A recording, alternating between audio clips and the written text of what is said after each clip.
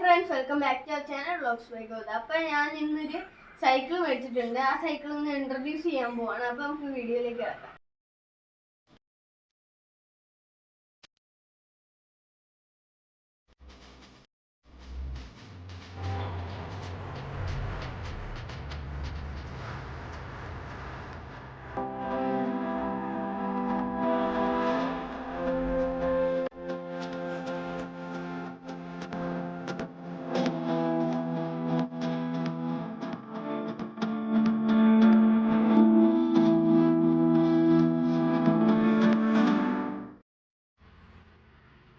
ഇത് വരുന്നത് കീസ്റ്റോയുടെ സൈക്കിളാണ്.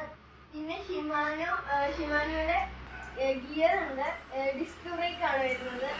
പിന്നെ 21 ഗിയറുള്ള സൈക്കിളാണ്.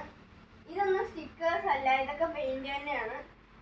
പിന്നെ എനിക്കിവിടെ ബോട്ടിൽ വെക്കാനുള്ള ഹാങ്ങർ ഉണ്ട്.